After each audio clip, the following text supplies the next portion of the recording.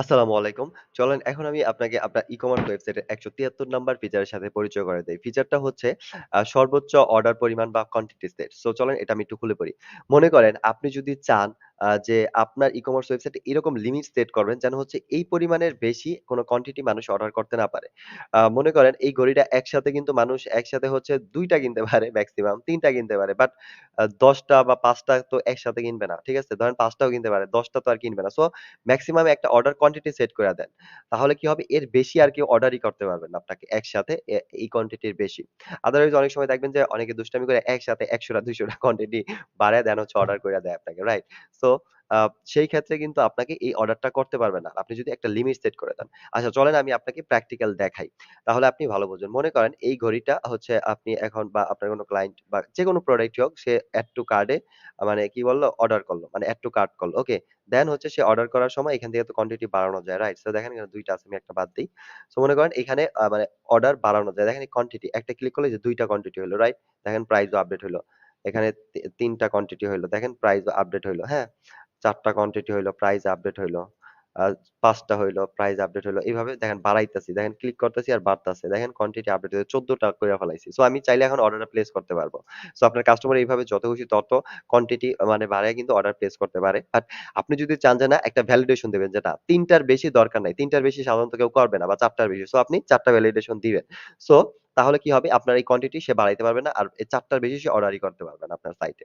So এরকম যদি validation আপনি দিতে চান, কোন বিশেষ ক্ষেত্রে দরকার হয়, তাহলে কিন্তু আপনি এটা দিতে পারবেন। তো চলেন এটা দরকার হয়, অনেক কারণেই দরকার হয় আপনার এই ভ্যালিডেশনটা। বাট এখন থেকে আপনি চাইলে এই ভ্যালিডেশনটাও কিন্তু দিতে পারবেন। সো চলেন আমি হচ্ছে আপনাকে এই জিনিসটা দেখাই। সো আমি এই প্রোডাক্টটা কেটে দেই। ঠিক আছে? তারপরে হচ্ছে এটার জন্য আপনি যেটা করবেন, আপনার থিম কাস্টমাইজার প্যানেলে লগইন করবেন, ডিফল্ট কন্ট্রোল প্যানেলে। আপনার থিম কাস্টমাইজারে আসার পর সাইড নেমে দেখতে পাবেন যে আদার্স নামে যে অপশনটা আছে, এইখানে আসবেন। ঠিক আছে? ওইখানেই। আদার্স এ আসলে এই পেজের মধ্যে একটু নিচের দিকে দেখতে পারবেন, এই দেখেন মেক্সিমাম অর্ডার কোয়ান্টিটি নামে একটা অপশন আছে। ওকে?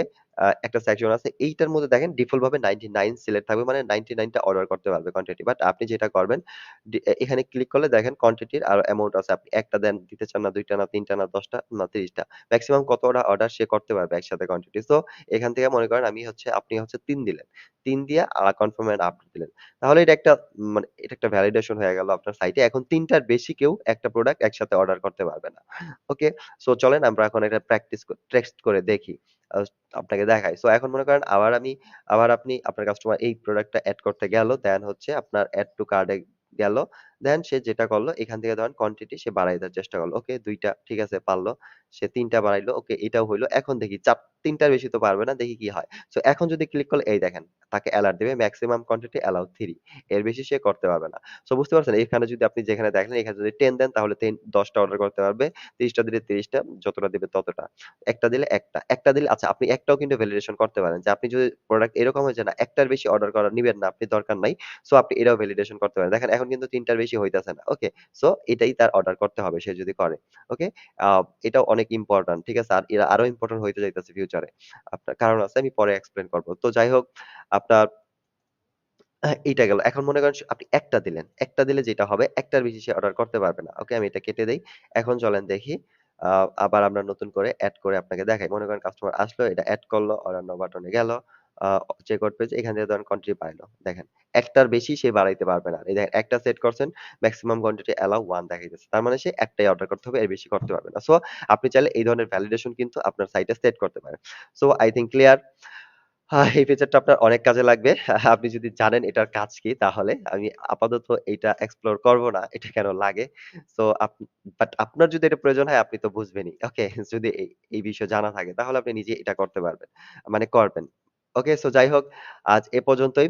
নেক্সট ভিডিওতে আমি আপনাকে আপনার ই-কমার্স ওয়েবসাইটের নিউ কোনো ফিচারের সাথে পরিচয় করায় দিব। যেটা আপনার ই-কমার্স ওয়েবসাইটের জন্য প্রয়োজনীয় এবং আপনার বিজনেসটাকে অনেক সহজ আর স্মার্ট করবে। তো সেই পর্যন্ত সাথেই থাকেন স্পাইডার ই-কমার্স আর ফজরে রাব্বির। দেখা হবে নেক্সট ভিডিওতে নতুন কোনো ফিচারের সাথে। আসসালামু আলাইকুম।